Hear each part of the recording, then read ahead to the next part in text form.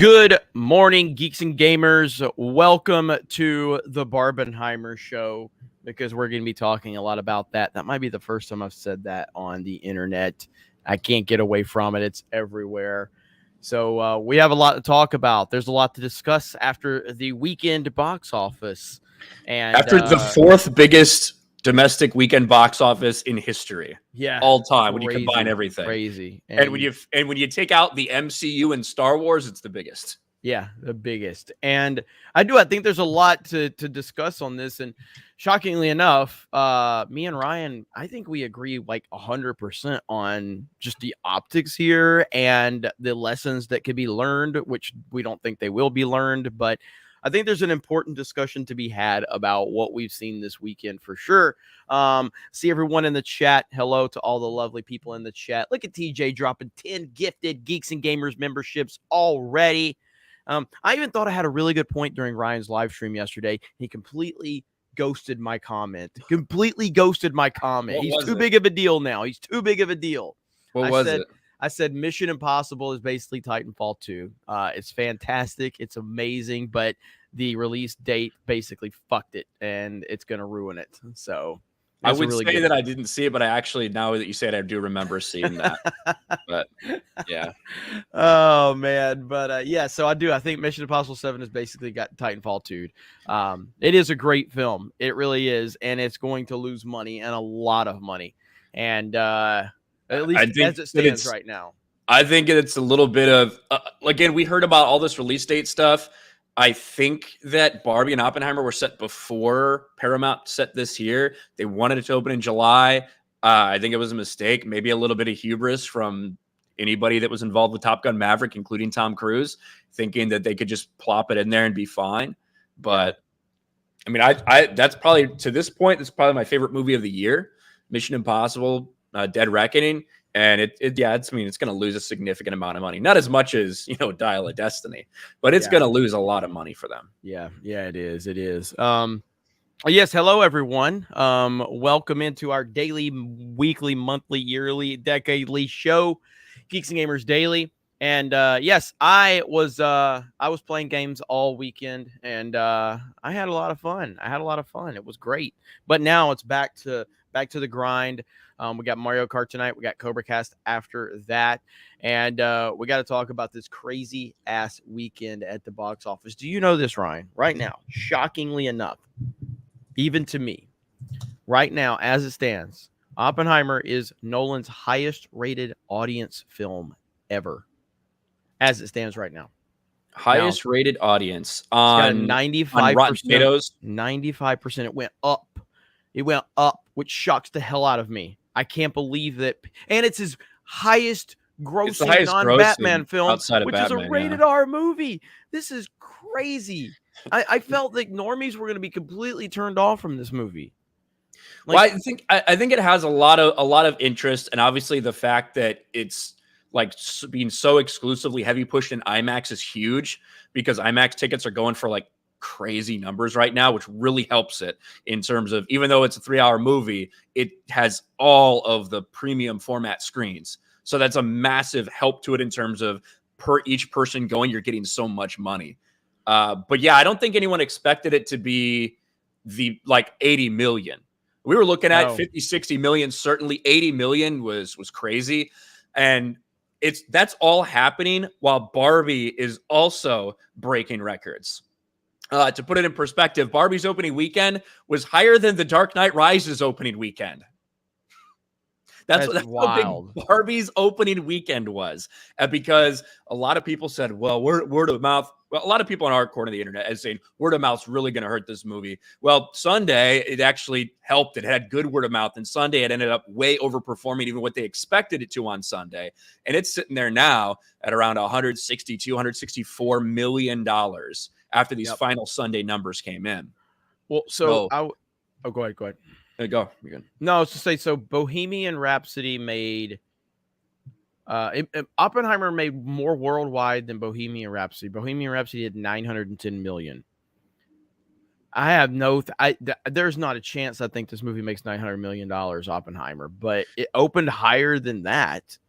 You know what I mean? So yeah, I don't know. So for both of these movies, there's clearly been a lot of hype and a lot of marketing, and a lot of buildup. All of the theaters were basically fucking sold out. You know what I mean? Yeah. Like, so clearly the energy and the marketing and everything, people were very excited to go see both of these movies. So I don't know if there was that same energy for Bohemian Rhapsody necessarily, but it had really good legs. But that kind of goes back It's going to my have great legs. I don't know if it's going to be something that does. I don't know if $1 billion is possible for it. You know what I mean? That kind of goes back to my point that me and you were talking about last week about how because you were like, the people that want to go see Oppenheimer are going to go see it, and I'm like, it's hitting a non-Nolan audience too. I mean, Nolan is an IP on his own, but this is a rated R 3-hour biopic that's his biggest opening ever non-Batman film. You know what I mean? So this is hitting a level of like people that aren't just Nolan heads, and they're loving it too, which is crazy to me because this is not a movie I think most people, most normies would love. Most Nolan fans would love it because they'll love anything Nolan does. But except for Tenet. Tenet kind of sucked. But yeah, I don't know, man. What's up, Flash? Yes, he was talking about he saw it. What did you think of it, Flash? I saw your tweet saying you were going to go see it. What did you think of it? But yeah, it's like it's because the Barbenheimer stuff has pushed a lot of attention to both of these films. I think that otherwise, I think Barbie was always going to be a huge hit opening weekend. I didn't think it was going to be this big. Yeah, you know what I mean. So yeah, and like when a couple like reviews started coming out about it's super woke and blah blah blah, people thought it's really going to hurt it. I was like, I don't think so. Like, I don't think it's going to, and it certainly didn't. Now I have watched about half of Barbie. Now I'm able to watch half of it because it's right here. And so far, I really don't think it's like super mega woke or anything. It seems to be playing off like huge stereotypes that kind of get blown up for both sides. But I'm only halfway through it, so I guess we'll see what happens at the end of it. I'm not seeing a lot of the stuff I've seen some people complain about, but maybe that all comes in the later part of it. But as of right now, it's just kind of dumb and stupid. Ryan Gosling's funny as Ken, but we'll see. I'll give everybody an update once I actually finish the movie. But overall, it's a lot of people think it's going to be bad word of mouth. I think that's because of where we're at right now in the internet circle. I think that's what a lot of people do. I don't think the general public thinks it has bad word of mouth. I don't think the general public feels like they were tricked by this movie. It has an A cinema score. What cinema score means is basically of the people that got there because of your initial marketing, did they feel like the film lived up to what they expected from it? And as of right now, people are saying that it did. So we'll see what the second week has in store. But for right now, look at these freaking numbers, dude. Barbenheimer was an even bigger box office success than we thought. Final totals for Barbie and Oppenheimer were 162 million and 82 million respectively. And there's obviously some overlap in the whole Barbenheimer double feature that people were doing, but overall it's drastically different audiences. Barbie's 70% female, Oppenheimer is 65% male. R-rated movie versus PG-13 rated movie. When I went to go see Oppenheimer, the entire crowd that was sitting there like waiting to go in or coming out, they were all dressed in pink. They were all ready to go to Barbie, and everybody seemed excited as hell for it. And what I hope what this shows the entertainment industry is that instead of trying to feminize all these traditionally masculine brands and IPs, maybe you should actually play to your audience. Maybe it's okay to make very feminine, like take these feminine brands and target that towards a female audience. And you can be very successful with that. That's what we're seeing with Barbie right now. That's okay. You don't have to insert all of this shit into Star Wars and Marvel and DC. I agree completely. Being you're 100% on the same page. This is why, like, I don't have the energy to worry about Barbie right now. You know what I mean? Obviously, I'm a Nolan fan. I've been looking forward to Oppenheimer. I went to see Oppenheimer. I thought Oppenheimer was fantastic. I thought it was incredible. At no point did I feel the 3-hour runtime. I think most people went to this movie wanting to see the same problem with the Dunkirk. You wanted to go see a movie that was never going to get made by Nolan. You weren't going to get, the bombing of Hiroshima or anything like that. You weren't going to see military operations per se. It was exactly what it was advertised to be, which was it was a story about Oppenheimer and his the struggles as to after he created what he created. But anyway, so going into that, it's like, awesome. I don't care about Barbie. I didn't play with Barbies growing up. I didn't know anything about Barbies. I don't give a shit. There's a lot of people that did, and they can go see that. But having options is wonderful. Having options is the best thing we can ask for. So, yeah, I mean, this is exactly the method that we need from entertainment, is to give people options and let the chips fall where they may. You know what I mean? I think it's a perfect scenario. And so as long as you have good stuff out there for different audiences, yes. And to Ryan's point, 100%, yes. Stop feminizing non-female properties and just focus on female properties and feminize them. Who gives a shit, right? And if women don't like that, then women can speak up and they can start ranting on YouTube, like us Star Wars fans did. You know what I mean? That's all it is. That's all it is. So, hey, yeah, I'm fine with it. Yeah, and a lot of people in our space have been blasting like the message and the agenda and feminist propaganda and stuff in Barbie. I'm halfway through it. Some people say it's towards the tail end. I haven't seen like a massive amount of that yet, to be honest. There's a lot of fucking stereotypes about how incredible everything would be if women ran the world, and then they find out that it's actually nothing like that at all. And the men are treated like shit. And as soon as Ken gets like a little bit of like treated like okay and acceptably, he's like, wow, this is really cool, because he gets treated like shit in Barbie land, right? So that's what I've seen so far from it. Chrissy liked it. Simcast liked it.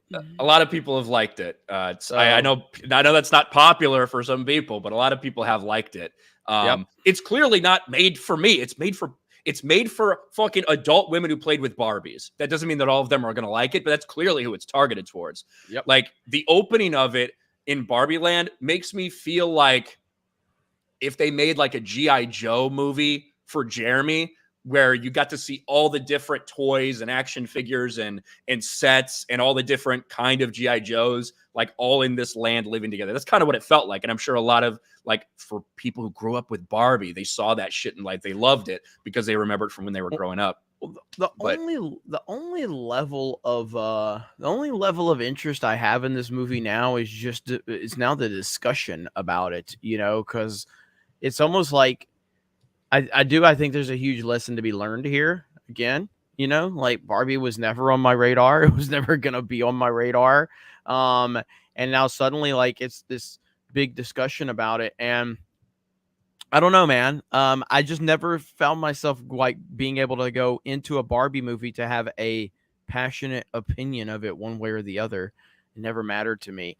I mean, maybe I'll try to watch some bootleg version or some shit like that to kind of understand what's going on with it. So, but because I don't know, man, if I go to a theater, I'm watching fucking Oppenheimer again. And to be clear, Oppenheimer is not a movie that's just it's not enjoyable. It's not like it'll never rank as like my favorite Nolan movie or anything like that. I don't think it's like a movie that you're gonna enjoy per se. I just think it's a really well-made film, and if it's not seen in IMAX, you're not going to get the full experience at all. You're just not going to get the full experience.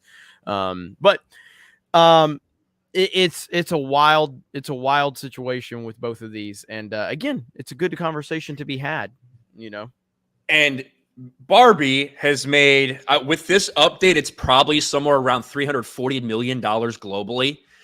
It has made more in 4 days, including the Thursday previews. It's made more in 4 days than Dial of Destiny has in its entire box office run.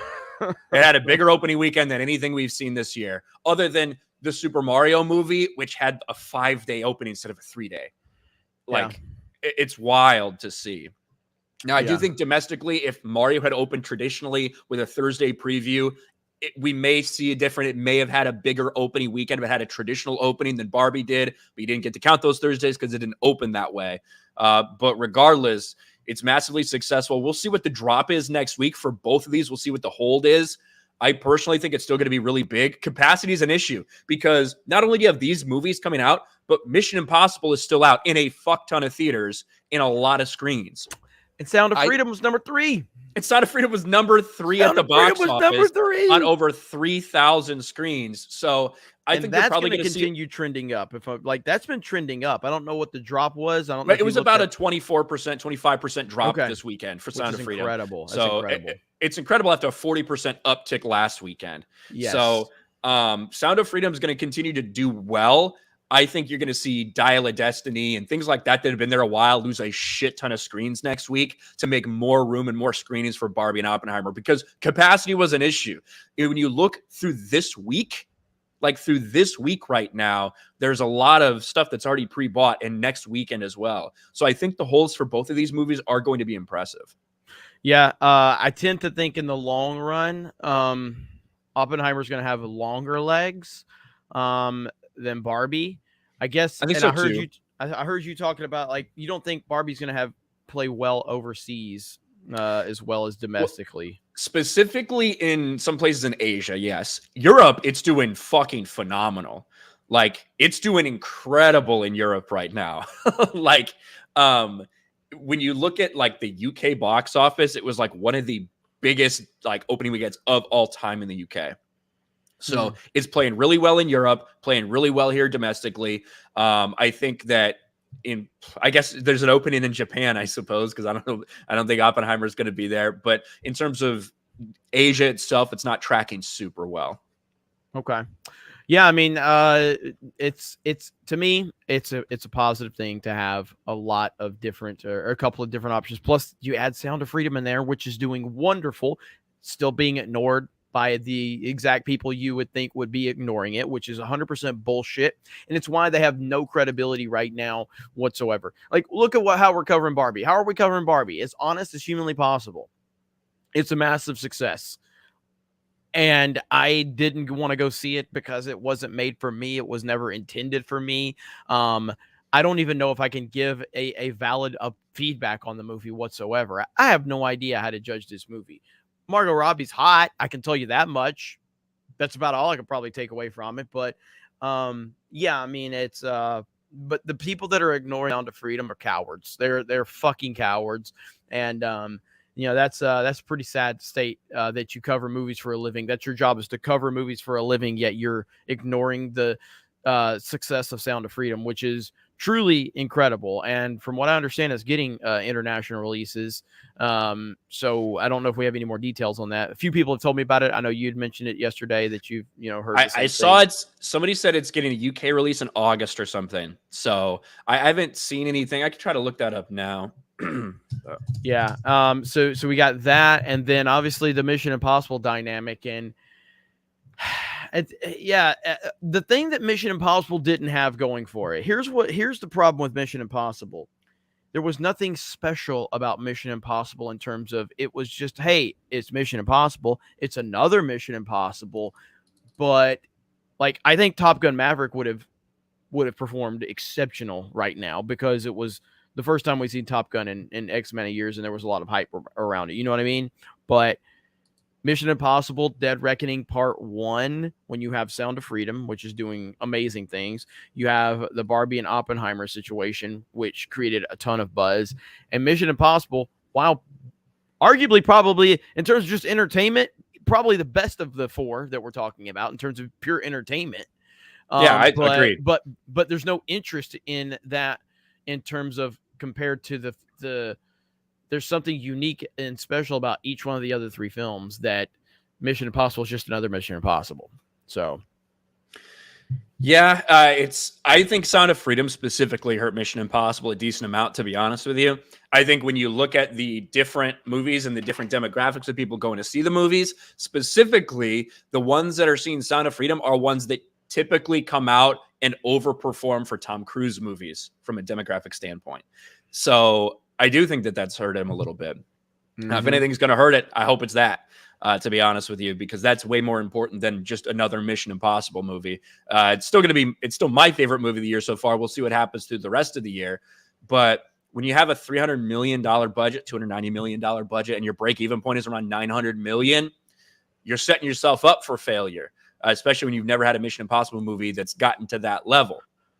A lot of that was not supposed to happen with COVID delays, it being one of the first movies to come out and film during COVID with the restrictions, and with so much of it being real, in person, not fucking green screen bullshit.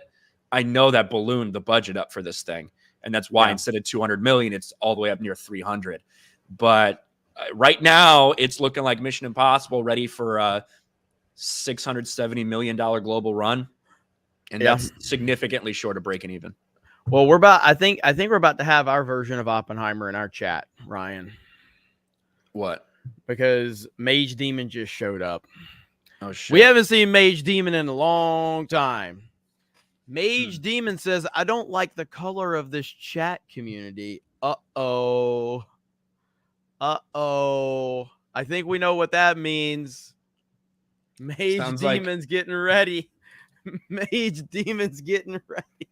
Holy crap. You guys know what happens when Mage Demon shows up. He don't show up to just drop a 1 or 2 or 3. Mage Demon usually is ready for a party when he shows up. So green bomb incoming, says SBC. So we will see. Yeah, it's crazy, man. It's I don't know. So you didn't. I know you didn't like Oppenheimer as much as me. I don't think it's bad or anything. You know, I think it's a good movie. It's just it's not something that really drew me. I haven't thought about it very much since. You know, I wasn't emotionally invested, but it's an incredible movie from a looking into the psyche of this brilliant dude and what happened in the aftermath. Yeah.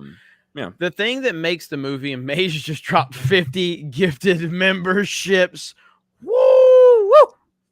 Mage Demon dropping bombs in the chat. Everyone welcome Mage Demon to the party. The acting is what makes this movie. The acting and the way that Nolan obviously edited and everything. And just so going back to it, the first 30 minutes of the movie, I was completely like confused. I know what the fuck was going on because of the editing and the jumping around and everything like that. I was completely like, I just couldn't wrap my head around it. But then once it got rolling, I was like, okay, I understand what we're doing now. So if I go back and watch it, it's going to make a lot more sense in the beginning. And once it got rolling, I loved it. But I was completely like, what the fuck is going on here? The editing is everywhere. I wasn't too hung up on that because I was like, I trusted myself to be able to figure it out as it went. You know what I mean? Like, so. Yeah. Jeremy Schilling for large super chats is so cringy. Well, guess what? I'm going to keep fucking doing it, Rob. And you have a membership because of it. So you're welcome, buddy. Mage dropped 10 more, by the way. I have to shill for them. I'm not Tim Pool. I got to read every fucking super chat and thank every single person for it. Tim don't have to do that. I got to. Man got to eat, okay? So, yeah, you're never going to shame me. You're probably going to complain that I play too much Fortnite, too. I'll still fucking play Fortnite. Anyway, interesting stuff. Next weekend is going to be really crazy. When's the next big release we have? Like, is there anything for the next few weeks? What do we have? Blue Beetle is coming out soon. Do you see what that's projected? Yeah, it's bad. It's really bad. Blue Beetle is projected opening weekend domestically between $12 and $17 million. A $15 million domestic opening. That would be the worst for a DC movie of like in history. I guess you might have to go back a long time, right? But in this current iteration, modern DC movies, it would be the worst of all time for the DCU. Even worse than something like Wonder Woman 1984, which opened in like 2,000 theaters in the middle of COVID with limited screenings and also came out on HBO Max on the same day. 12 to 15 million. And hell, Manuel Soto, you stupid fuck. You clipped us on this show reacting to the Batman trailer. That's what got clipped and got put out there on Twitter. And the director of Blue Beetle was happy that we didn't like the Batman as a fascist line. He was really happy about that, okay? And he said, my work here is done. I've pissed off the fans. I've angered the fans. Well, he's since gone protected. He's since deleted all his tweets about wanting Trump to get assassinated.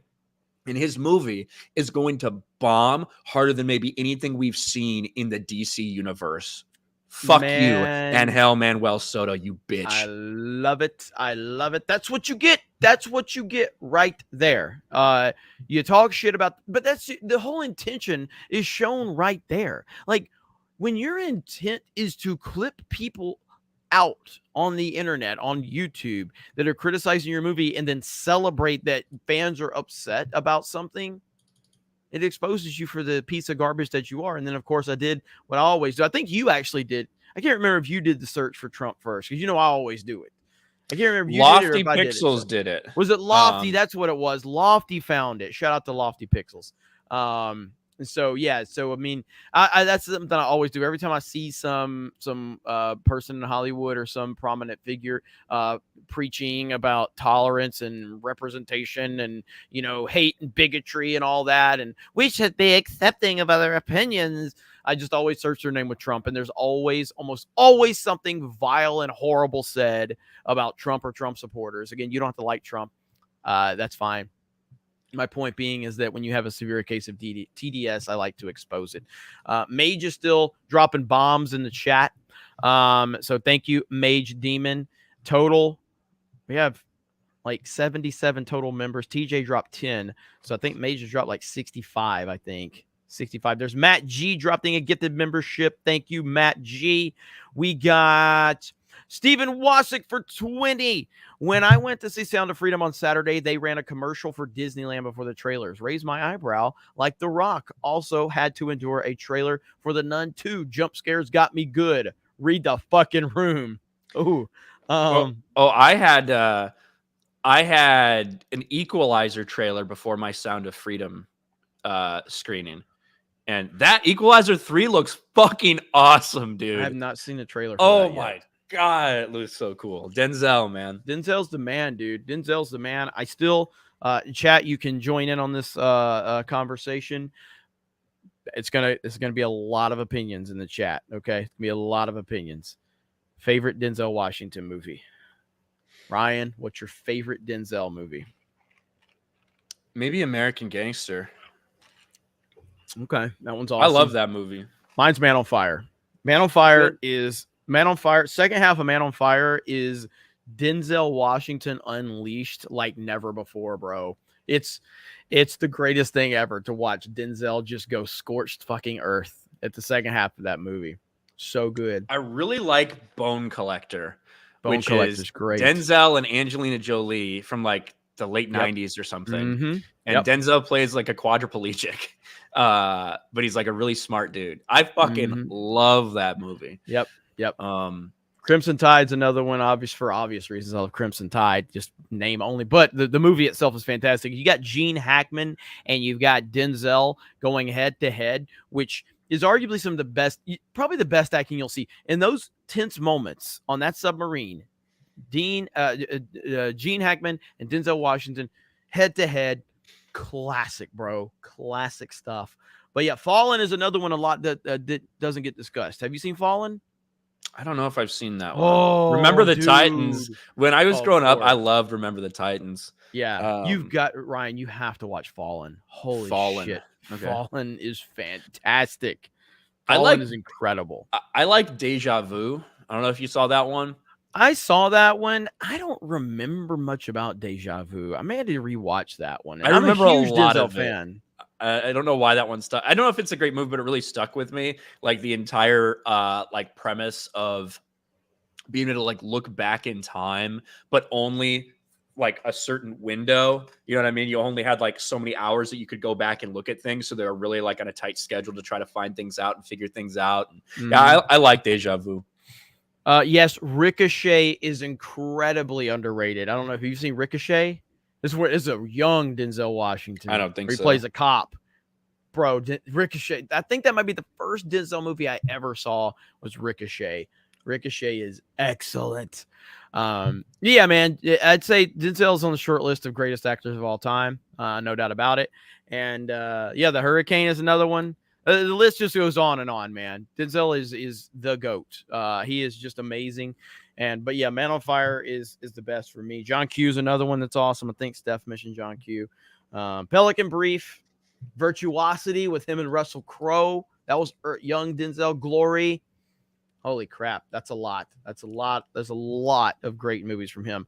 Blake Barrett for $2. We need to fact check this one, okay? So before I read this, we have fact checkers, on the case here. So before I read this, I don't like to report on things unless I know it's true. We probably have an expert that can confirm this, but Blake Barrett said, "Here's $1 for each letter in AI." I don't know if we have any experts that can confirm that or not. Maybe Vice President of the United States, probably a really big expert on that topic right there. So just want to confirm that. Yes, Inside Man. Inside Man with Clive Owen. That is a fucking awesome. Yes. That's not even, I don't know, like Denzel's obviously in that and he's great in that. I feel like Clive Owen steals the show in that one, and like everything that's going on in the bank at the time. Like Denzel's the one that's kind of getting fooled in that. Yeah. But it's a really good movie. Mm-hmm. Yep. Yeah. What was the one with him and Chris Pine, the train movie? Pelham. Well, hold on. Was it Pelham? 1, 2, 3. No, that's John. No. No, he's in Pelham 1, 2, 3, but that's not the one we're talking about. But you're talking about the one where he's like a train conductor or something. Yeah. Unstoppable. Yeah. Yeah, that one was really good. That was a good one right there. That was a good one.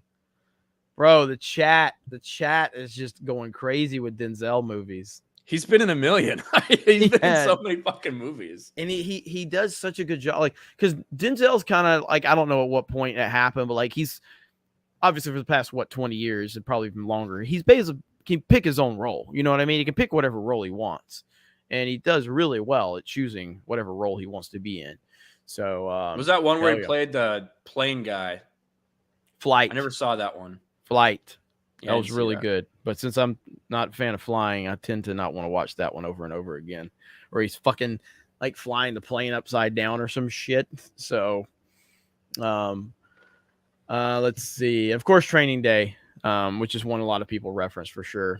Okay, we got well says, why are you Jay?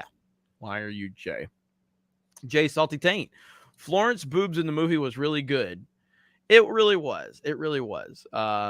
Even though I still think the whole nudity stuff was unnecessary. I'm not complaining about it. Eduardo says, Ryan, the internet's most positive person. Yes, he is. That's me. Thunder Strike. Any chances that y'all would have Bone Bridger on Tuesday night's main event in the future? His content is solid and he has great takes. I'm not familiar with Bone Bridger. I'm not familiar with him, but I can look it up. I know Bone Saw. King of Diet Coke. Women can comment on masculinity in men, but when men comment on femininity, the left loses their minds. Yes, one of the many things the left is hypocritical about. Cole Hauser, yo, Jeremy and Ryan, Hasbro, Jim, and G.I. Joe can learn a great lesson from Barbie. Make a Joe movie to guys. No woke garbage. 199, yo, Joe. That is the one element of this movie that I'm looking at is, how is this movie going to impact toy properties now? You know, historically toy properties from the 80s and the 90s and all of that, because obviously Hollywood's very much, they follow trends or whatever, you know what I mean? So that's the one element of Barbie that I do find very interesting is how does that play? Because we know that they have some kind of plans for a G.I. Joe movie. I haven't seen the most recent Transformers movie, but I know about the end credit scene.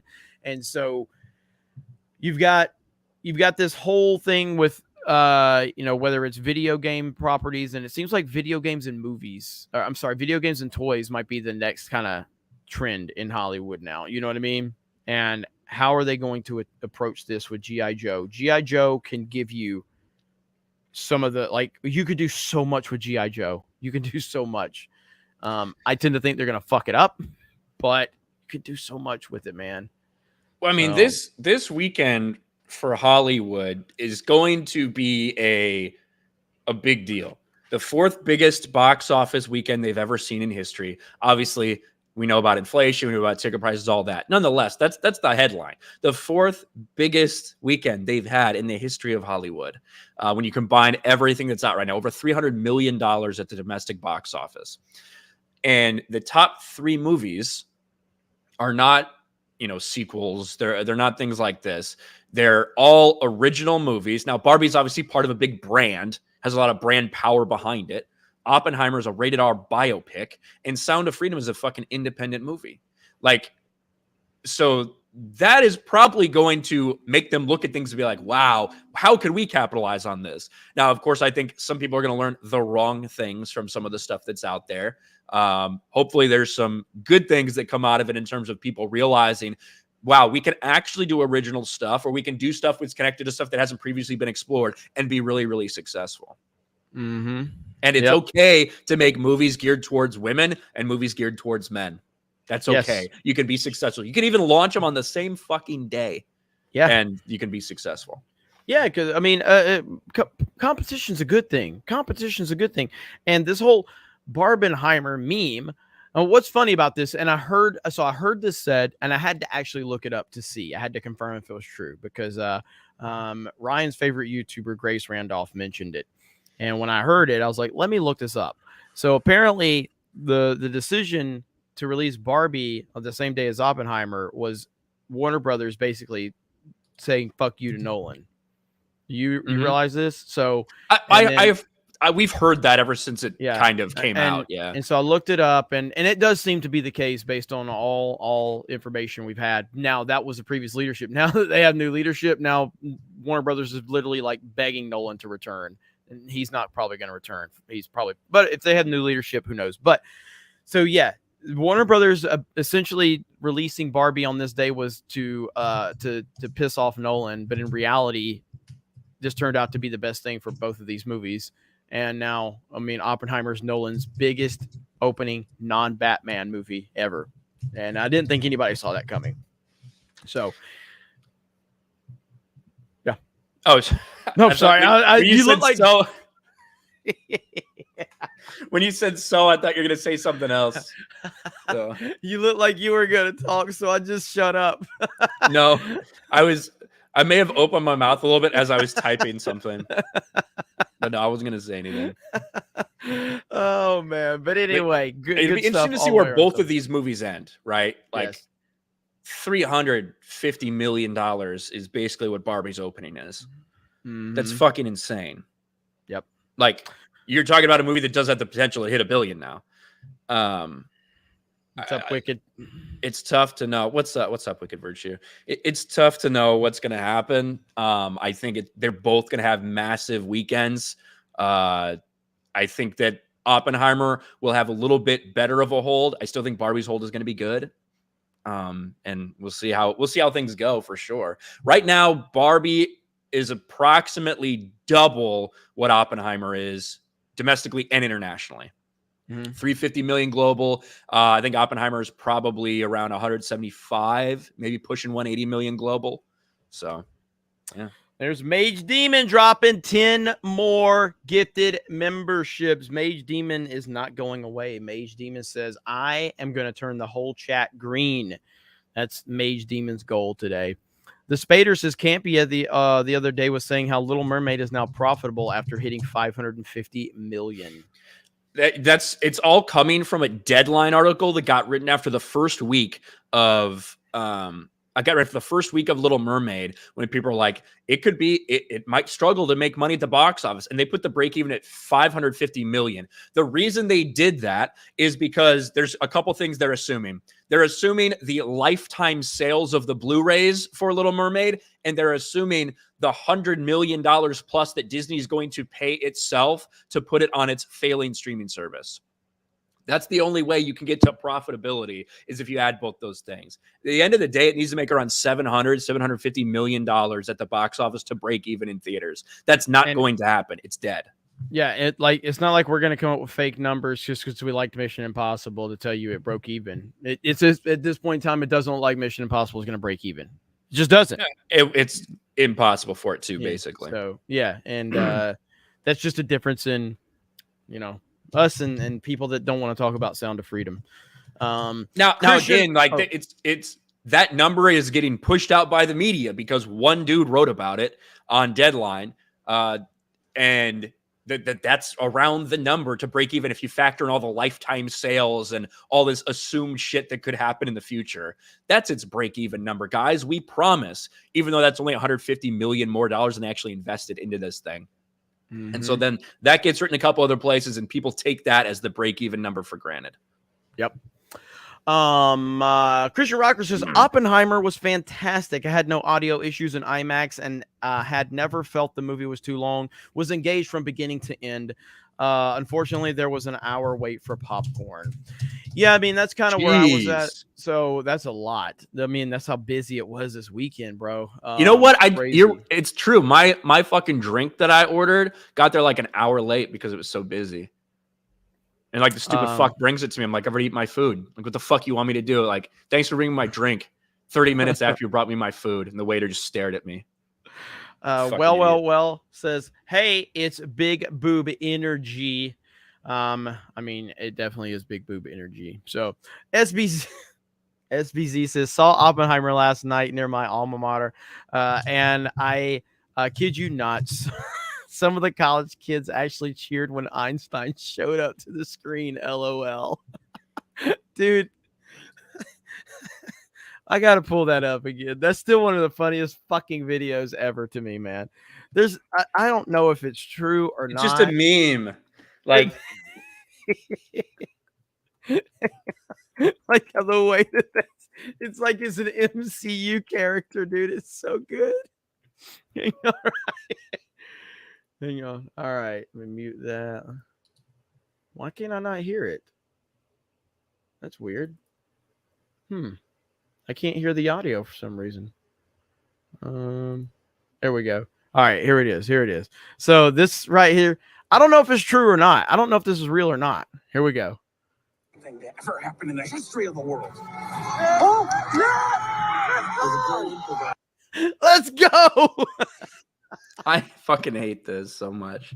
So fucking good. Oh my God, it's Albert Einstein. It's Albert Einstein. Oh my God, it's Albert Einstein. Oh my God. Whoa, yeah, let's go. It's the greatest fucking thing ever, dude. One more time, just so people that didn't know what was happening here. The MCU appearance of Albert Einstein. The most important thing that ever happened in the history of the world.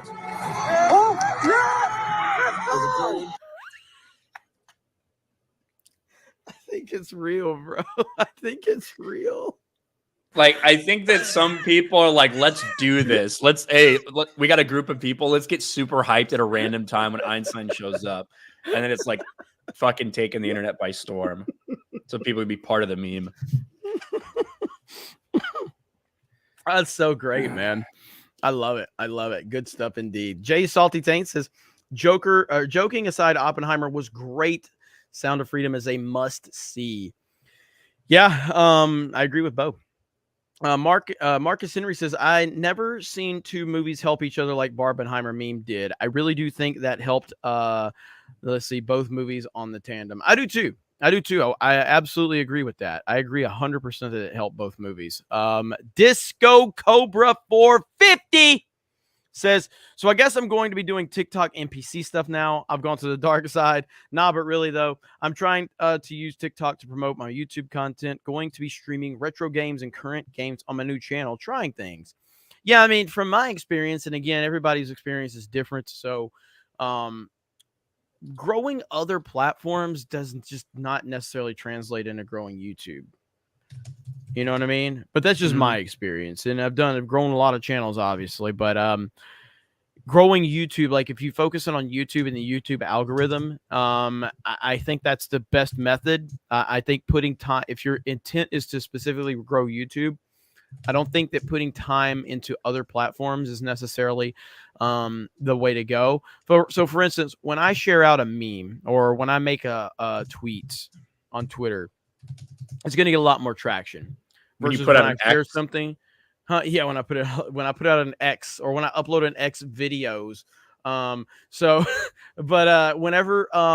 Whenever you post something with a link that leads you away from whatever social media site you're on, it tends not to get as much traction or eyes or pushed as much, because the whole point of having a social media platform is to keep people on your social media platform.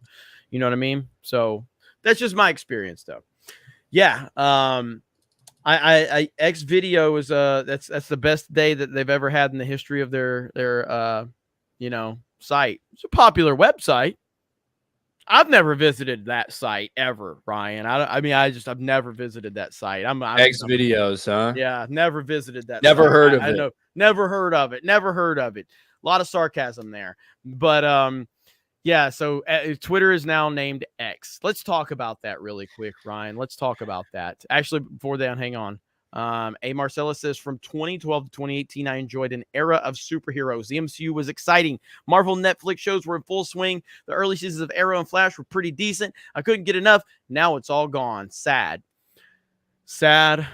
Very sad. Very, very sad. So, but now I think we have video game movies to look forward to. I think that's going to be the next phase. So can't wait. All right, so let's talk about the new name for Twitter, the new branding for Twitter, X. We've heard for a while that Elon wanted to turn Twitter into the kind of everything app, wanted to do everything he possibly could all in one app, and they wanted to name it the X app. All of a sudden, overnight, it's just happened. Yesterday, Elon was like, yeah, if I can get a good graphic, which is basically the most boring graphic in history, we're just gonna change it to X overnight. And that's what's happened. Twitter no longer exists. Probably as soon as they put out an app update, your app is going to change from Twitter. The logo will change from the bird to an X. It's already up. They've already changed the site. Here, look, I just checked. So no longer Twitter is dead right there. See that? Yeah, exactly. Twitter is dead. It's over. It's over with. Wow. Go ahead, Ryan. Sorry. Now, I mean, I still have Twitter Blue. I guess that'll be X Blue coming soon. I'm sure they're going to go through a lot of changes, but we knew Elon was going to want to make changes. I personally think it's dumb. I think that Twitter is recognizable to everybody. I think there was a bad stigma associated with it a while. I think it's completely changed now. Obviously, Elon is probably a better businessman than me, so I guess who am I to criticize him? I just think it's stupid. I just think it's dumb. I had one word for it the other day. I retweeted Elon when he said they're going to change. It just said gay. Because that's what it feels. It feels dumb. I don't hate it. I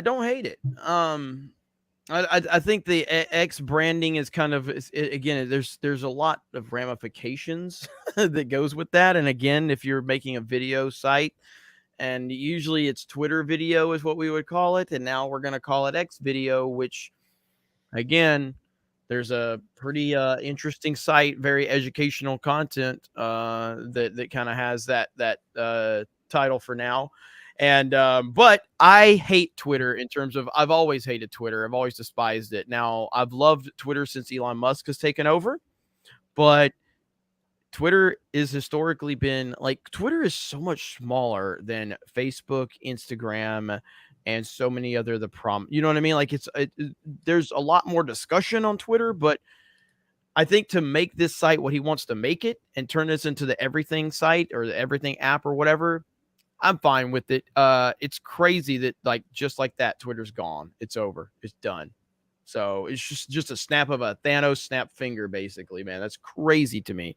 So does my profile look different? Not really. So it's literally just that. So just the X. So and it's gonna it almost feels like a meme. It almost feels like Elon's trolling everybody because it's no longer gonna be called tweets. It's gonna be called X's. It's like, yeah. Elon's got a lot of those, so maybe he's sending a message. I'm not sure, but it's just dumb.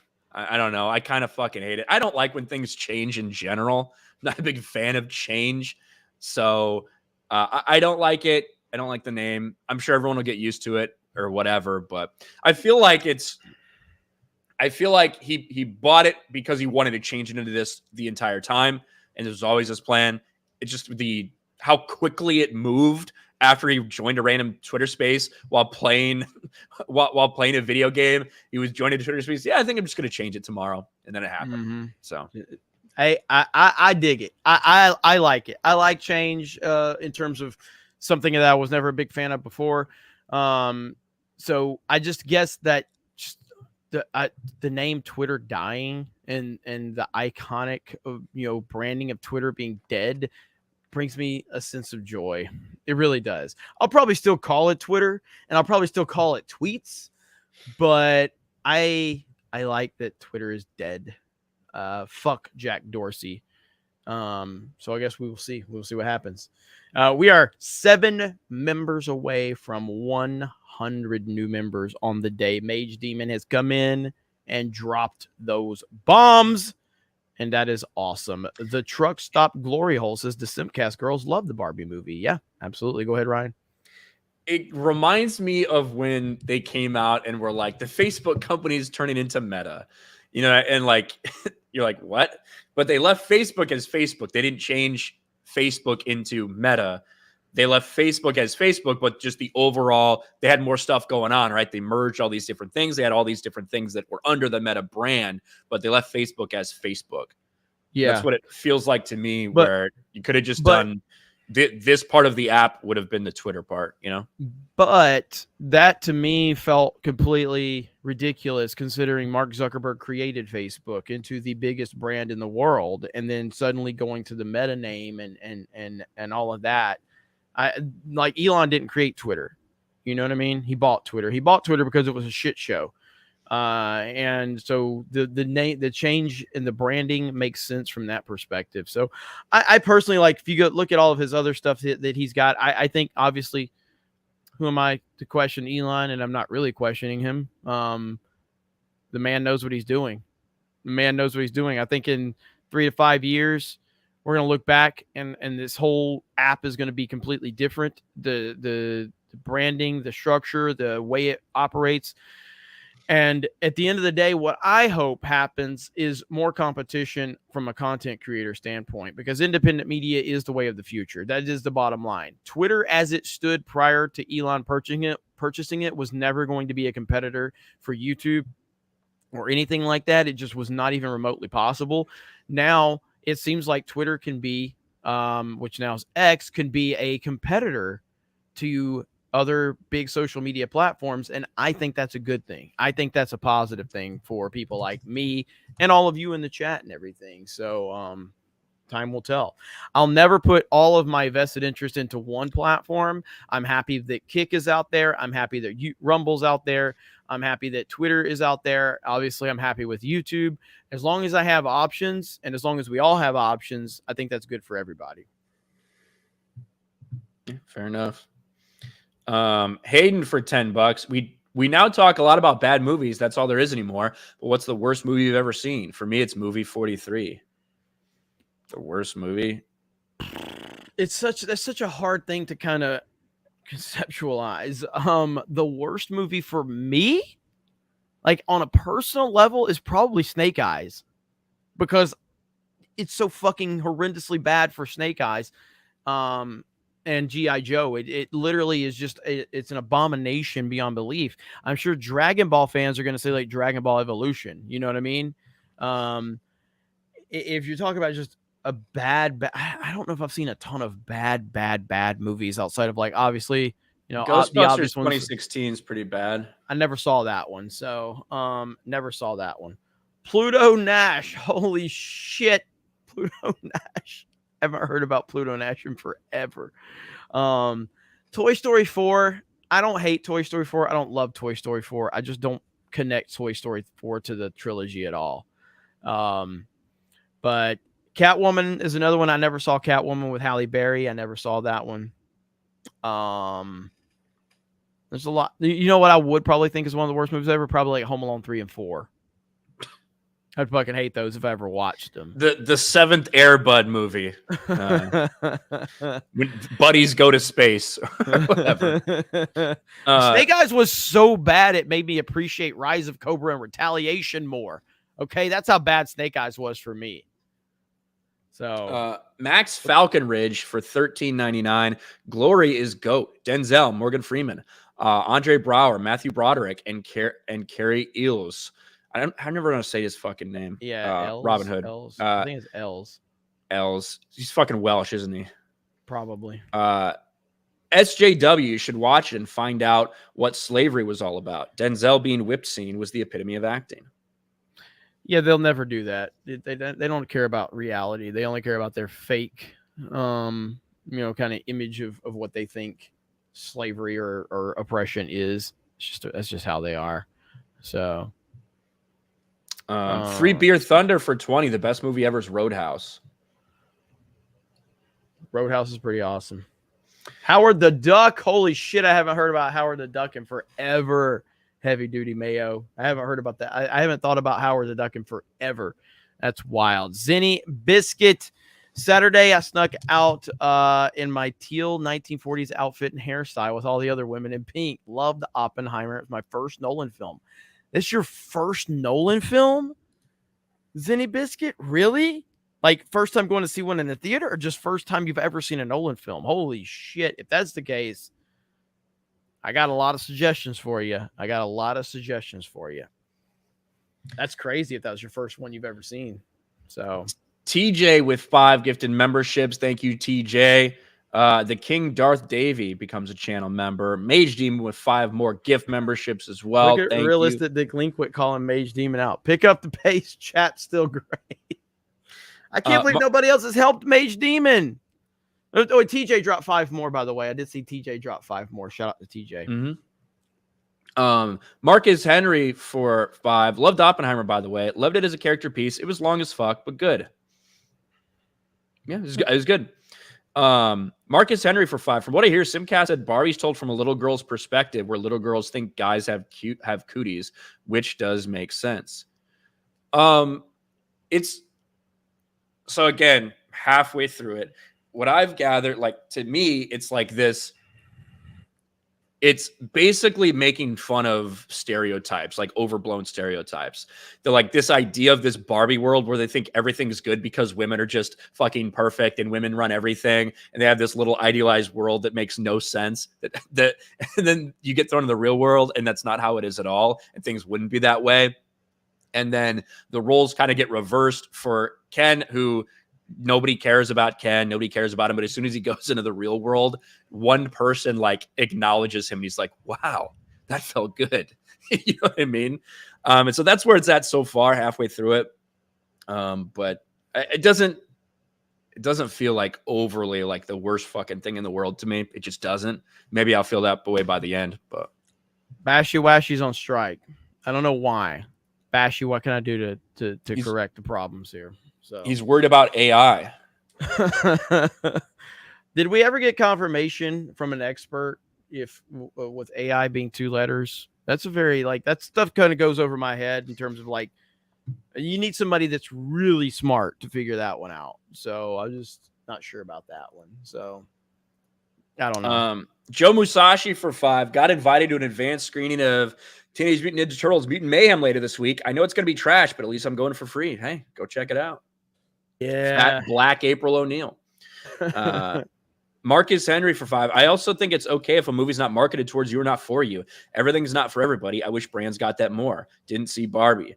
Yeah, it's okay. Like, guess what? You should market Star Wars towards its core audience, not go after some other random audience. Yep, exactly. Like, That's it. That's it. If there's a bunch of dudes who don't like Barbie, to me that makes sense because if a dude liked Barbie, like the toy, I'd be like, what the fuck is wrong with you, weirdo? You know what I mean? So like, it's not surprising that it's predominantly a female audience that's enjoying it and going to see it. Not everybody, certainly. There's certainly women that don't like it at all, but there's a lot of women that do. Yep. We do have our expert to confirm the AI situation. So again, this is not a topic I take lightly. So you want to bring in one of the most prestigious minds of our time to discuss this. So here we go. Let's hear. And I think the first part of this issue that should be articulated is AI is kind of a fancy thing. It's first of all, it's 2 letters. Whew. Okay. Holy shit, man. We got confirmation on this. It means artificial intelligence. But thank you, Vice President Kamala Harris. Okay, that's awesome. Good stuff. So we got it confirmed. Again, we bring in the top of the line minds here at Geeks and Gamers, just so you understand that we're not we're not just bringing anybody in, you know. So that's good stuff. That's good stuff. No problem, Bashy. I was just messing with you, buddy. Cuckachoo for 5. How many times have you seen Tenet, Jeremy? Because honestly, it gets better and better when you delve into its iceberg. It's hard to say it sucks. I've seen it twice, and so here's my problem with Tenet. First and foremost, the fucking sound design is terrible. Okay, it just is, and I don't care. Like, I've seen video essays breaking Tenet down, saying it's a masterpiece. It might be a masterpiece. I'm just not smart enough to understand what the fuck Nolan's trying to do with it. Okay, I can't grasp that movie. It's incredible to watch and witness from a technical standpoint, which most Nolan films are. But objectively, the sound design is horrific in that movie. It's so bad. It's so bad. Now, most Nolan films I watch more than once, over and over again, and I get them immediately. Tenet just went over my head. Okay. Tenet went over my head. Have you seen it? I've not. I had no interest. Tenet went way the fuck over my head. I'm like, I don't know what he's trying to do here. Like, it's just wild. But the damn sound design is so bad. You can't hear any of the dialogue. You can't hear any fucking thing in the movie for the most part. It's terrible. I think there's something wrong with my ears because I watch everything with subtitles on when I'm at home. Like, every fucking thing I put subtitles on, right, just in case I can't hear something. You're a smart guy. I need you to watch Tenet. I think it's about time, but I'll check it out. Is it on HBO Max or what? I don't know where Tenet's at. That was a Warner Brothers thing, right? That's why he got mad at Warner. I own Tenet, so he got mad at Warner's for it was that, but also just the theatrical release versus the digital. Yeah, and not just for his movie, but like other movies too. Like, Nolan cares about that shit, man. So, but Tenet's definitely the lowest rated Nolan film as well. So even a lot of Nolan fans didn't get it. You know what I mean? And I'm one of them. I mean, Interstellar is my favorite Nolan movie. I think The Dark Knight is his best movie. Interstellar is my favorite. I know people have problems with Interstellar as well. Interstellar is a fucking amazing film, in my opinion. It's my favorite movie of all time. But yeah, there you go. What is it? Someone's like, everyone who hates Tenet just admits to being stupid. I just saw that comment go by. I haven't seen it. The Exalted Patriarch for 5. Schiller's going to shill. Swigger's going to swig. Get that paper. Monetize your cringers for $1.99. Thank you. Marcus Henry for $1.99. Training Day is my favorite. That's a popular one. Mage Demon for 2. My favorite is the Denzel movie. All of them. There you go. All of them. The Blue Futon for 5. For Barbie, it was the teen that the anti-capitalist fascist message that turned me off. Warner Brothers and Mattel sure love the money they just made. Yeah, so I just got to that part, and it's like, I think that girl is, to me, that girl is supposed to represent how fucking, like, out of touch, like, that generation is. That's what it, like, was. To me, that's what I got from it, but I haven't seen how that entire thing plays out. I just saw, like, the part at the school and everything. And see, I don't know. This is my problem with the term overrated. KMN just says Tenet isn't bad. It's just super overrated. It's literally Nolan's lowest rated movie. How is it overrated? If it's his lowest rated movie, it's even lower rated than The Dark Knight Rises, which most people would say is his worst movie. So it can't be overrated if it's his lowest rated movie. Well, that's why I don't understand the saying movies are overrated argument. I don't understand that. It makes no sense to me. It essentially just means more people like it than I think should like it, which makes no sense. If individuals like a movie, like, I hate Mad Max Fury Road. I don't think it's overrated. People fucking like that movie for some stupid fucking reason. I hate that movie. But I think there's more nuance to overrated versus underrated. The Blue Futon for 5. For Barbie, I just said that. JL for 5. Saw Oppenheimer in 70mm IMAX. Holy shit, go do that if you can. Much better than digital IMAX. I have the unpopular opinion that I don't think you need to see it in IMAX. You're an idiot. It's just not like, to me, it's not like some visual, like, to me, I don't think that like super enhances the experience for this movie specifically. Yes, the sound, it definitely enhances the experience. The sound is incredible in this movie, and shockingly enough, for Nolan, is one of his big flaws, especially since we could sit there and say that Nolan's sound problems started with The Dark Knight Rises, but I kind of think it started with The Dark Knight because I kind of think that he post-converted Bale's voice. I truly believe that Nolan altered Bale's voice in post-editing in The Dark Knight, because if you go to the Batman Begins, Bale's voice is perfect in Batman Begins. The Dark Knight, it's horrible. And I think that Nolan started to mess with his voice in post in that movie, and then obviously it got even worse in The Dark Knight Rises. And then Inception had sound problems, not as many, but some of the dialogue. Interstellar had dialogue problems with the sound. Obviously Tenet had problems. Dunkirk didn't really, because it didn't have a lot of dialogue, so there wasn't really any sound problems with that one. And so now we get to this one, and I think it's much better, especially than some of his previous films. Still some minor issues on the dialogue, but overall, like the music and I'd rather go see experience. it like Dolby at AMC or something than IMAX. Yeah, IMAX. IMAX is the way to go. Jay's salty taint for 199. Roll menstruating elephant. Thank you. I don't know. Hercules for 199. Mr. Glass was great from Denzel. What? That's fucking Samuel Jackson. Yes, that's not Denzel. Doll Life Dan for 5. I finally saw Sound of Freedom over the weekend. Cannot recommend it enough. Anyone that hasn't seen it yet has to go see it. Yes, agreed. That was funny as hell. Exalted Patriarch for 199. Jennifer Lawrence was the first Denzel Washington. Maybe. There we go. Hey, hang on. Neanderthal for 10 gifted memberships. Mage Demon for 5. Pig Riser for 5. Stephen Wasick for 10. Holy crap. Damn. You guys are crushing it today. That's what's up. Blowing it up. SBZ for 5 more. Sorry, Ryan. Go ahead.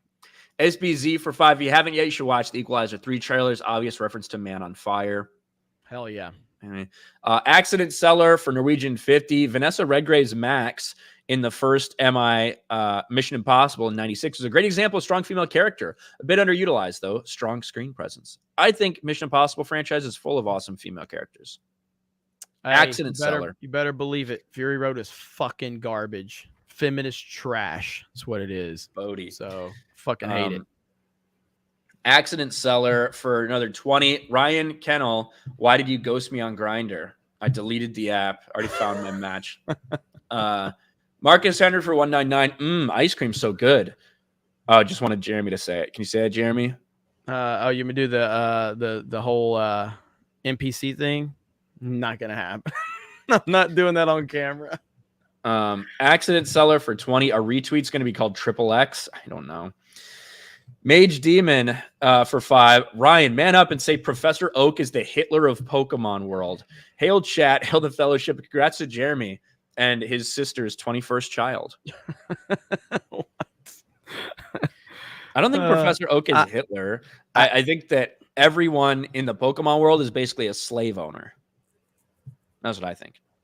But yeah, as far as Fury Road goes, I know it's a very unpopular opinion. I know that. Okay. So I know people love that fucking movie, and that's fine. I don't like it. I did not like it. I saw it as soon as it came out on Blu-ray. Didn't see it in theaters, and I was pretty excited about it because from a technical standpoint, it's really cool. But yeah, I really don't like Charlize Theron at all. I don't like her. Not a fan. Some stuff. Not a fan. Stumpy for 5. I'll treat it like an X. Go back to it every end and then win board. What the fuck does this mean? I'll treat it like an X. Go back to it every and then win board. Thank you. Rabid one for 5. Jeremy, Beardo claims to be 27, but he's getting Jack Murphy racing stripes. What does Melanie think about beard dye? Also, Bane greater than Revan. Oh, man. Taker for 5. So male X users are now X-Men. apparently. Objectively a cat for 5. Switch EOS really wants the 199 to support G&G more. So here's $5 on behalf of Switch EOS and, of course, Mr. Krista. Yeah, so Switch. Listen, I guess I got to give this weirdo some attention. All right, here we go. Switch EOS has been trying to become that new kind of troll in the chat, and I guess Switch EOS hasn't been really good at it. So I'm gonna have to highlight Switch EOS to give Switch EOS, because they've been trying for like weeks. Clearly, you're not good at it. You're fucking terrible at this, okay? So with my help, I can make you a better troll, because clearly you can't do a good enough job on your own. So now I'm going to have to step in and highlight you and elevate you in only the way I can. So now Switch EOS, everybody knows who you fucking are because of me. I have given you life, okay? And I can take it away. I control your entire existence now. Thank you. There you go. Right. Accident seller for 20. Ryan, respond. You left your dildo behind at my place. I got a P.O. box. Fictitious Dave Savage for 2. Could an Action Man movie work? Why not? Mage Demon for 5. AVP movie. Alien vs. Predator is the worst crossover ever. They advertise Alien vs. Predator and Space Marines. One effing alien killed 2 predators. Worst crossover ever. I don't think I saw it. Jason versus Freddy was awesome. Did you ever watch that one? Or Freddy versus Jason? I saw some of it. I never sat down and watched the whole thing. I loved that movie, dude. I loved that movie. Loved it. Tendo Kiru for 5. One of my female friends went to see Barbie with a group of women, completely excited, wore pink. They were all disappointed. There you go. The Woke Breaker for 5. Hail all. Finally someone that loves Interstellar. Tad too long, though. G&G Midwest meetup, please. What's up, Woke Breaker? I met him in the Midwest, actually. Yeah, Interstellar easily, like this. I love Interstellar so damn much, and it gets better every single time you watch it. There's so many layers to that movie, and Matthew McConaughey gives such a great performance. Disco Cobra for 2. Best movie ever. Dukes of Hazzard, 2005, hands down. What? I don't know if I've ever heard anyone say that. That's one with Jessica Simpson, right? I think so. Pilgrim Media for 2. Why are some changing the position on Woke Barbie? I don't know who's changed their position. Yeah, I don't know. If you tell me who's changed their position, maybe I could tell you, but I haven't seen anyone change their position from what the thoughts they put out about it after seeing it to then changing it. I haven't seen that. Disco Cobra for 20. Never seen Tenet, so I don't know what it's even about. Something like time going backwards or some crap. The Dark Knight was mostly good for Heath Ledger. Interstellar is hard to follow unless you know about space / black holes. Yeah, I mean, again, a lot of Nolan movies, for a lot of people sometimes have a problem conceptualizing Nolan films for whatever reason. I don't know why, but it's. I mean, Interstellar is there's a lot to take in with Interstellar. He throws a lot at you. Have you seen Interstellar? No. What the fuck? I didn't want to sit down and watch it with you guys. What the fuck's wrong with you? Not interested. Something's wrong with you. Anyway, I'll watch Star Wars instead. Interstellar is a lot to take in, as is something like Inception is. Yeah, I don't know. I mean, he still has a huge fan base and a lot of normies like Nolan. So, there you go. Rumble, the clear site for $1. Why are you gay? And why is Orange Man on my screen? I look a little orange, but I don't have this overhead light on. Hold on. Mm-hmm. Yep. All right. So what's wrong with Ryan? Who knows what's wrong with Ryan? Let's see. We've got total. We have 131 new members today. There we go. And Nut Bunny says Jeremy is struggling to sound clever regarding Nolan. I don't know why I'm struggling to sound clever. I think he's the greatest filmmaker on the planet. I don't think it's close. Not even close. So over on Rumble, Contemporary Compendium for 2. According to Midnight's Edge, Netflix doesn't want to do a He-Man film anymore, and no one wants to buy the rights. I'm saddened and relieved. Hail the 199. I think after Barbie, you're going to see something. You're going to see a lot. There's probably going to be a lot of people reaching out to get properties. rights for properties for 80s toys and things like that. G.I. Joe, Silverhawks would be crazy if they did something with Silverhawks. You don't even know what the fuck Silverhawks is, do you, Ryan? Is that the one with the helicopters, right? So the helicopters. Am I thinking of something different? They have like the wings. Okay. Silverhawks. I don't know. Yeah.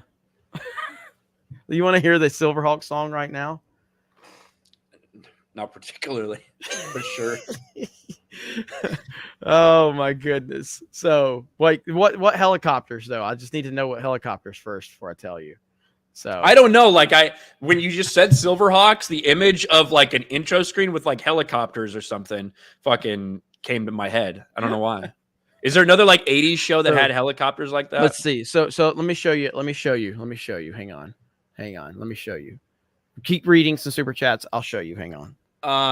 Phil, channel member for 4 months. Let's see. Just to be a pain in Jeremy's point about the overrated movie he made, The Last Jedi. Depends on your perspective, I guess. Airwolf. That's what I'm thinking of. Airwolf. That is 100% what I'm thinking of. Airwolf was the greatest fucking thing ever.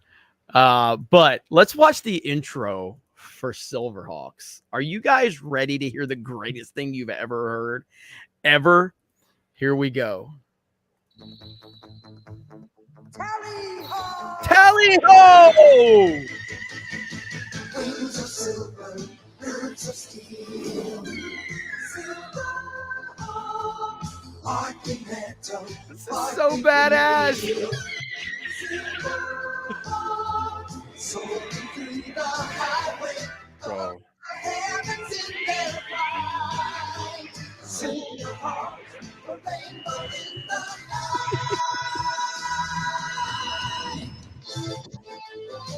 Yeah. All right, I got to stop it there before we get hit. Silverhawks intro is fucking legendary. Bro, that reminds me of Birds of War from Always Sunny. That fucking intro. I don't know if we fucking hit whatever. Well, I'll pause it a little bit. This is what it reminds me of. Hey, troops! Guys, drop a beat for us. You ready? So, clap, so, clap, so, clap, so. I'm pausing before I get this song. We're probably gonna get. I'll try to avoid getting it. So, clap, come on, everybody. Hang on. Eagles born out of thunder. He flies through the night. Don't you mess with his eggs now. Or you'll see him fly. Yeah, we got copyrighted. So fuck it. That's what that reminded me of. Fucking Silverhawks theme song. Hopefully we don't get blocked. So, but since we were already copyrighted, I gotta play it, boys. I gotta play it since it was brought up. Yeah. Yeah.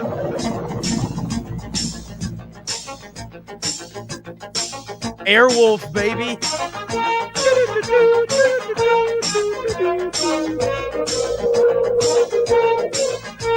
Bro, that was so good. I love Airwolf.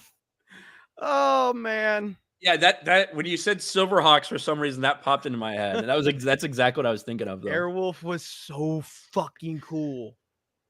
So cool. As is Wonky Eyebrow for 3 months says hail to 199. Thank you. Mr. PG, welcome to the channel. Thank you. Severian gifts a channel membership. Thank you. Mage Demon for 2. Jeremy, who should win, Jason or Freddy? I personally like Jason more than Freddy. So I always like Jason more. Just because I like Camp Crystal Lake always had like this, like, I don't know, there's something about that. And then playing the NES game, even though most people hate the NES game from back in the day, I love the Friday the 13th game. I like Freddy too. Freddy's awesome. I love Freddy. So, but Freddy was always a little more psychological, and Jason felt a little more realistic. Let's see. Mr. Is this a Paige? Watch Sound of Freedom. What a fantastic movie. It's interesting how much Hollywood hates this. I wonder what they're hiding. Keep up the awesome work with the channel, guys. Thank you so much. And yes, Sound of Freedom. Big super chat. Sound of Freedom is going to continue to do well. How well? Don't know, but I'm really, really excited to see what it does. And these international releases is going to be very interesting to see how that plays out. But I'm happy Sound of Freedom's doing really well. Let's see. Airwolf is awesome, says Neanderthal 2020. Yes, it is. Airwolf is fucking cool as hell back in the day, man. So loved it. Loved it. All right. What else we got? Jay's Salty Taint for 199. Favorite Nick Cage film? It's Mandy for me. Hail 199. I don't fucking know. Face Off. Con Air probably for me. National Treasure. National Treasure is really good too. The Real Steven TV. Do you remember Centurions Power Extreme? No, never got into that one. Chris Bolts for 5. Blue Thunder versus Airwolf. The crossover the world needs. Max Falconridge for $6.99. Dude, look up MASK Mask cartoon from the 80s. Would make a kick-ass movie, and the theme song is rocking. A gull-wing Camaro that flies, bro. That's crazy. Oh, that's it. That's right. My favorite Nick Cage movie is The Rock with Sean Connery. That's my favorite Nick Cage movie. I love that movie. Gone in 60 Seconds. I love that one too. But the Rock is like, there's something. Ed Harris, Sean Connery, and Nick Cage in The Rock are so damn good. Like, if you haven't seen The Rock, go watch it, people. Ed Harris, and he's not in the movie a ton, but Ed Harris is so fucking good in that movie, man. So good. Pyra Rampa for 10. I watched Oppenheimer. Great movie, though I felt tired the last 10 minutes or so. Funniest thing was his wife walking in the new home, and the first thing she said was there was no kitchen. Yes, yes. And we're all caught up, I think. We're all caught up. Look there. Jason Clutchy, member for 2 months. Dino Riders Hail. Thank you. We got 500 people over on Rumble, and we got 2,000 on YouTube. Thank you guys so much. I saw Taker said play Team America. I won't play their stuff because they will hit you in a fucking second on that. So they'll hit you hard on that. So the dude in the low wall for $1. I like Interstellar, but I do not like Inception. Hot take. Ooh, that's great. That's a tough take. I mean, again, I like Interstellar more than Inception, but most people that like one or the other like both. So it's like they just usually prefer one over the other. But I get it. I get it. So, this is a first ever super chat. So word OIF says, bought my nephew a Happy Meal. The Marvels were the toy. Bree has her signature RBF on the toy and box. Says coming to theaters. When? Doesn't say. That's one of two. Ryan knows. Release date. Huh? November 10th is the release date. Yeah, Ryan knows. Ryan will be there opening night with your Bree shirt and everything like that. So it seems a little early for those toys to come out. The movie did get delayed, remember? So maybe there was some like pre-agreed or predetermined agreement about it releasing. And since they had to come out early, because that's fucking early for McDonald's toys. Mm-hmm. So Airwolf theme remix by Recoil is good. Look it up. Will do. I love the Airwolf theme. Tiny Blue Rogue. I enjoyed the Barbie movie for its goofiness and references. I knew it was going to be a woke mess, but I was not expecting how much it was going to paint men in the bad light. I saw it with 2 male friends and felt bad for them. I guess I need to see this fucking movie, man. Just so I can have an opinion on everybody's opinions, because it's just like, it's crazy. Again, I never cared about watching this stupid movie. And then here's the part 2. When I was a kid, Happy Meals had the toys of the movie currently in theaters. RK, talk to your girl. She okay? Straighten her out, Ryan. It's not her fault. Straighten her out, Ryan. She doesn't have nothing to do with it. Butter Biscuit, preferred Ronin Warriors over Silver Hawks. Those were the days of Toonami. Look what somebody gave me. I got this in my P.O. box yesterday. Oh, man. All right, so we're gonna end it there. Thank you guys so much. Really appreciate it. Stringfellow Hawk, best character name ever, says Deranged Lunatic. Thank you guys. So we got Mario Kart tonight here on the main channel. Then we got Cobra Cast after that. So I hope you guys had a great day. I hope you enjoyed everything. Ryan, what do you got going on? Nothing. Just making videos. That's it. All right. Hopefully this stream stays public in terms of the copyright. If they claim it, that's fine. I'm not worried about monetizing it as much as long as it stays visible. If We'll just cut it out if it does. If we have to cut it out, we will lose the chat, which we never want to do. So we will keep you guys posted. So again, thank you so much. Have a great day. We will talk to all of you later. Bye, everyone.